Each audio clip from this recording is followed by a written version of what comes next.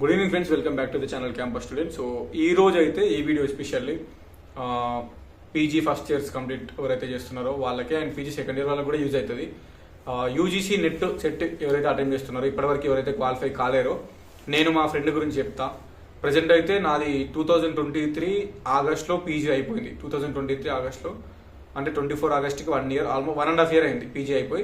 నాతో పాటు PG complete చేసిన నా ఫ్రెండ్ అంటే 2021 to 23 బ్యాచ్లో ఎంఏ హిస్టరీ కంప్లీట్ చేసిండు. నెక్స్ట్ వచ్చేసి ప్రజెంట్ 2023లో పీజీ అయిపోయిన తర్వాత నేను ఖాళీగా ఉన్నా 1.5 ఇయర్ నుంచి. వాడేం చేసిండు 2023లో మళ్ళీ సిపికెట్ రాసి ఎంఏ ఇంగ్లీష్లో జాయిన్ అయ్యింది. ఎందుకంటే అదొక ఇంట్రెస్ట్ మనకి, ఎంఏ ఇంగ్లీష్ చేయాలి అని. మేము ఎంఏ ఇంగ్లీష్ చేసేటప్పుడు కూడా వాడు హిస్టరీలో ఉండే, బట్ మా క్లాసెస్కి వచ్చి మా బుక్స్ చూసి కొంచెం అట్లా ఇంట్రెస్ట్ వచ్చింది ఎంఏ ఇంగ్లీష్ చేయాలని. 23లో మళ్ళీ సిపికెట్ రాసి మళ్ళీ సబ్ క్యాంపస్ నుంచి మెయిన్ క్యాంపస్లో ఎంఏ ఇంగ్లీష్ సీట్ కొట్టిన అన్నాడు. సో ఇప్పుడు ప్రజెంట్ ఎంఏ ఇంగ్లీష్ చేస్తున్నాడు. అంటే 2023లో సిపికెట్ రాసిండు, 2025లో ఇప్పుడు పీజీ అయిపోతుంది. ఇప్పుడు 2025లో ఇప్పుడు ఇంకా 4th సెమ్ రాయలేదు. 4th సెమ్ ఇప్పుడు మీకు ఎవరైతే ఉస్మానియా యూనివర్సిటీలో ఉన్నారో MA English second year his name is Joel. ఎందుకన్నా ఇప్పుడు మీ ఫ్రెండ్ గురించి చెప్తున్నాం అంటే సెట్ కానీ నెట్ కానీ మనం ప్రిపరేషన్ అయితే ఇప్పుడు ఎంత కష్టం ఉంటుంది అని మీకు తెలిసిందే. ఎందుకంటే ఆల్రెడీ సెకండ్ ఇయర్స్ అటెంప్ట్ చేసే ఉంటారు. ఇప్పుడు నెట్ కానీ ఒకసారి కూడా సెట్ కూడా మనకి గవర్నమెంట్ ఎప్పుడు ఇచ్చేది తెలియదు, ఎవ్రీ ఇయర్ సెట్ ఉండదు, అది ఎప్పుడు వచ్చేది తెలియదు. ఈ 2025లో అయితే వాళ్ళు ఇచ్చిన జాబ్ క్యాలెండర్ ప్రకారం ఉన్నది అని చెప్పారు, పెడతారు కావచ్చు, ఎందుకంటే జేఎల్ఏఎల్ కూడా ఉంది కాబట్టి. సో ఇప్పుడు ఎంఏ హిస్టరీ చేసిండు కదా, ఎంఏ హిస్టరీ సెట్ రాస్తే సెట్ క్వాలిఫై అయిపోయింది. ఎంఏ హిస్టరీ మీకు స్క్రీన్ మీద డిస్ప్లే కూడా ఇస్తా, సెట్ క్వాలిఫై అయింది. ఎంఏ హిస్టరీలో సెట్ క్వాలిఫై అయిపోయాడు. సో ఎంఏ హిస్టరీలో సెట్ క్వాలిఫై అయిపోయిన తర్వాత ఎంఏ ఇంగ్లీష్ జాయిన్ అయింది కదా. ఎంఏ ఇంగ్లీష్ సెకండ్ ఇయర్లో ఉన్నప్పుడే మళ్ళీ మొన్న సెట్ రాస్తే మళ్ళీ క్వాలిఫై అయ్యాడు.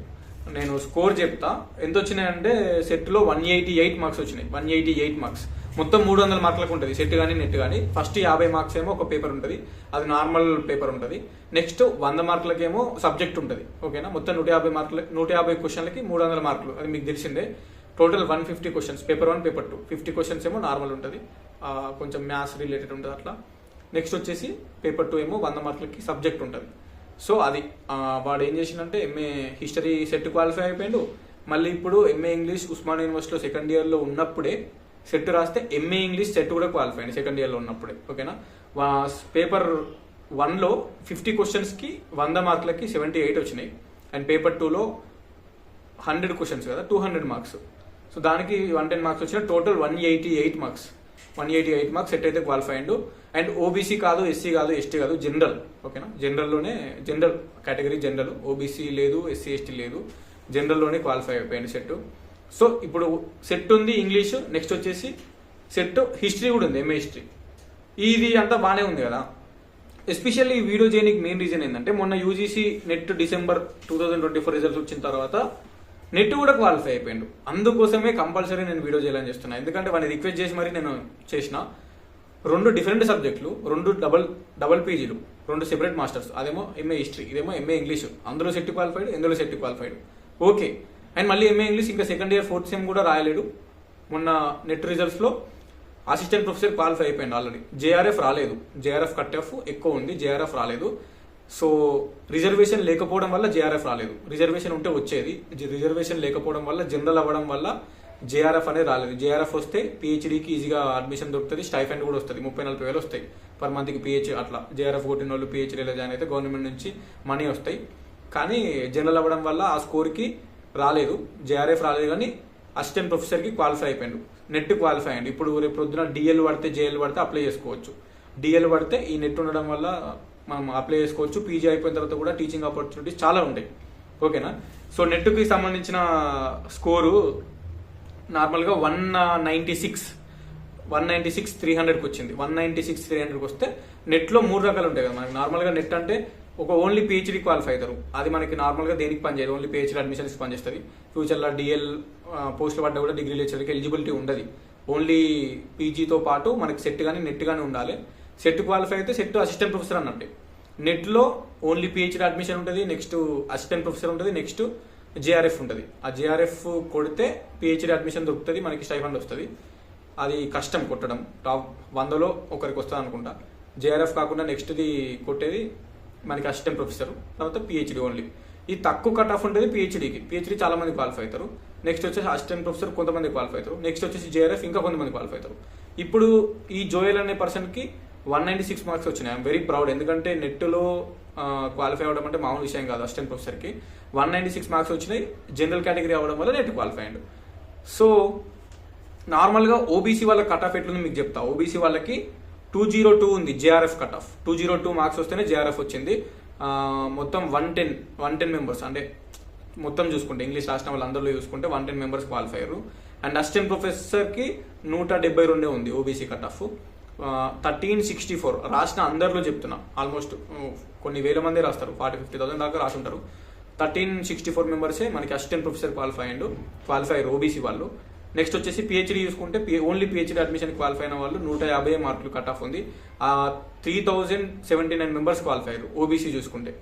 ఇప్పుడు ఇక్కడ చూసుకుంటే అసిస్టెంట్ ప్రొఫెసర్కి ఓన్లీ 172 ఉంది, జేఆర్ఎఫ్కి 202 ఉంది. ఇది ఇంపార్టెంట్, ఇవి రెండు మెయిన్. ఓన్లీ పిహెచ్డీ అడ్మిషన్ పక్కన పెట్టండి, ఎందుకంటే మనం మీ అసిస్టెంట్ ప్రొఫెసర్ నెట్లో క్వాలిఫై అయితేనే మనకి డిఎల్కి వెళ్ళి మనకి పనిచేస్తుంది కాబట్టి. ఒకవేళ ఎస్సీ కేటగిరీ చూసుకుంటే ఎస్సీ కేటగిరీలో 190 మార్క్స్కే జేఆర్ఎఫ్ వచ్చింది. అండ్ ఎంతమంది 67 మంది క్వాలిఫై అయ్యారు. 160 మార్క్స్కి అసిస్టెంట్ ప్రొఫెసర్ వచ్చింది, పిహెచ్డీ వచ్చేసి 144. అసిస్టెంట్ ప్రొఫెసర్కి 160 మార్క్స్కి 781 మెంబర్స్ క్వాలిఫై అయ్యారు. ఈ పిహెచ్డీకి 1600 మంది, 600 పీపుల్ క్వాలిఫై అయ్యారు, 144. ఓకేనా. ఇప్పుడు ఎస్సీ కేటగిరీలో జేఆర్ఎఫ్ వచ్చింది 190 మార్కులకే, సేమ్ ఇంగ్లీష్ సబ్జెక్ట్. ఇప్పుడు ఇంగ్లీష్ గురించి డిస్కషన్ చేస్తున్నా. సో ఇప్పుడు జోయల్ ఎస్సీ కేటగిరీ అయ్యి ఉంటే ఆ 196 మార్క్స్కి ఇక్కడ ఎస్సీ కేటగిరీ అయ్యి ఉంటే జేఆర్ఎఫ్ వచ్చేది. కానీ జనరల్ అవ్వడం వల్ల ఓన్లీ అసిస్టెంట్ ప్రొఫెసర్ ఒకటే క్వాలిఫై అయ్యాడు. అర్థమైంది కదా మీకు. నెక్స్ట్ వచ్చేసి ఇక్కడ SC assistant professor 160 cut off ఉంది. ఎస్టీకి చూసుకుంటే జేఆర్ఎఫ్ 188 మార్క్స్కే ఉంది, ఇంకా తక్కువ ఉంది. 188 మార్క్స్కే జేఆర్ఎఫ్ వచ్చింది. నెక్స్ట్ వచ్చేసి అసిస్టెంట్ ప్రొఫెసర్కి 156 ఉంది, ఓన్లీ పిహెచ్డీ 140 ఉంది. సో ఇక్కడ అసిస్టెంట్ ప్రొఫెసర్కి ఎస్టీ కేటగిరీ వాళ్ళు 427 మెంబర్స్ క్వాలిఫై అయ్యారు, 156 కట్ ఆఫ్ 300కి. నెక్స్ట్ వచ్చేసి జేఆర్ఎఫ్కి 188 మార్క్స్ కట్ ఆఫ్ పెట్టారు, మొత్తం 36 మంది క్వాలిఫై అయ్యారు. సో ఇక్కడ నేను చెప్పేది ఏంటంటే 196 స్కోర్ అంటే ఇప్పుడు నేను ఎంఏ ఇంగ్లీష్ చేసింది 23లోనే అయిపోయింది. మా క్లాస్మేట్స్ కూడా నెట్ క్వాలిఫై కాలేరు ఎవరు, అంటే అసిస్టెంట్ ప్రొఫెసర్ కానీ జేఆర్ఎఫ్ అని కొట్టలేరు. డబుల్ పీజీ చేసి పీజీ కంప్లీట్ చేసి ఇంకో పీజీలో జాయిన్ అయ్యి ఇంకా అది 4th సెమ్ కూడా కాలేదు. Present Osman university second year student MA English literature. 196 marks వచ్చినాయి. ఒకవేళ ఎస్సీనో ఎస్టీనో అయ్యి ఉంటే కంపల్సరీ జేఆర్ఎఫ్ వచ్చేది 196 మార్క్స్కి. నార్మల్ ఓబీసీ అయ్యి ఉంటే ఓబీసీ జేఆర్ఎఫ్ కట్టే 202 ఉంది. 202 అంటే ఎంత డిఫరెన్స్ ఉంది, ఒక 6 మార్క్స్. 6 మార్క్స్ అంటే 3 క్వశ్చన్సే, ఎందుకంటే మొత్తం 150 మార్కులకి 150 క్వశ్చన్స్కి 300 మార్కులు కదా. ఇప్పుడు వానికి వచ్చిన మార్క్స్ 196. ఒకవేళ ఓబీసీ అయ్యి ఉంటే ఒక్క 6 మార్క్స్ ఎక్కువ వస్తే 202 వస్తే OBC JRF cut off reach అయ్యే జేఆర్ఎఫ్ వచ్చేది. సో రిజర్వేషన్ ప్రాబ్లమ్స్ నార్మల్గా ఉంటాయి జనరల్ అవ్వడం వల్ల. నెక్స్ట్ టైం ఈజీగా జనరల్ జేఆర్ఎఫ్ కట్ ఆఫ్నే రీచ్ అవుతాడు, ఓబీసీ ఎస్సీ ఎస్టీ రాకుండా. ఇది ఎందుకు చెప్తున్నా అంటే మీకు ఒక క్లారిటీ కోసం చెప్తున్నా.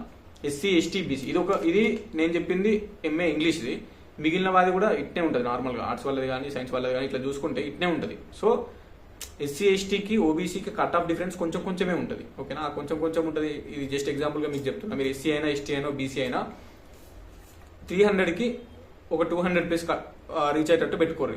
ఈ పేపర్ 1 ఏదైతే 50 క్వశ్చన్స్ 100 మార్కులు ఉందో అది కొంచెం కాన్సన్ట్రేషన్ చేయాలి, ఎందుకంటే అది ఈ డాటా ఇంటర్ప్రిటేషన్ కొంచెం మ్యాథమెటిక్స్ లాగా అది ఉంటుంది. అది కొంచెం స్కోర్ చేసుకుంటే బెటర్. అలా పేపర్ 2 ఏదైతే ఈ 100 క్వశ్చన్లు 200 మార్క్స్ 100 క్వశ్చన్లు ఏదైతే సబ్జెక్ట్ ఉంటుందో ఈ సబ్జెక్ట్ అనేది కొంచెం కష్టం ఉంటుంది. సో మీరు ఏం చేస్తారంటే మీరు దాని మీద 50 క్వశ్చన్ మీద ఫోకస్ చేయాలి. మీకు డైలీ కాలేజ్కి వెళ్తే 100 క్వశ్చన్ మీద గ్రిప్ ఉంటే ఇది కూడా వస్తుంది. ఇప్పుడు ఫస్ట్ సెమ్ అయిపోయింది, ఓకేనా. సెకండ్ ఇయర్ వాళ్ళది కూడా థర్డ్ సెమ్ అయిపోయింది. 4th సెమిస్టర్ అయిపోతే వెళ్ళిపోతారు. ఇంకో 6 మంత్స్ మ్యాక్స్ 6 మంత్స్ అంతే. సో ఫస్ట్ ఇయర్ వాళ్ళకైనా సెకండ్ ఇయర్ వాళ్ళకైనా నేను చెప్పేది ఫోకస్ పెట్టండి. ఇప్పుడు మాకంటే టీచింగ్ సైడ్ నేను ఇంట్రెస్ట్ లేకనే అసలు నేను సెట్ నెట్ అప్లికేషన్ కూడా పెట్టలేదు. ఎవరికైతే టీచింగ్ సైడ్ ఇంట్రెస్ట్ ఉందో ఫోకస్ పెట్టండి. ఇప్పుడు 2 సబ్జెక్టులలో సెట్ క్వాలిఫై అవ్వడు గగనం. And PG second year complete కాకముందుకే నెట్ అసిస్టెంట్ ప్రొఫెసర్ క్వాలిఫై అవ్వడం అది ఇంకా గ్రేట్. అందుకే ఈ వీడియో చేస్తున్నాయి స్పెషల్గా. వానికి కాల్ చేసి రిక్వెస్ట్ చేసి ఏవైతే ఉన్నాయో క్వాలిఫై అని పంపించుకొని మరి వీడియో చేస్తున్నా. ఆల్మోస్ట్ 10 minutes అయిన వీడియో.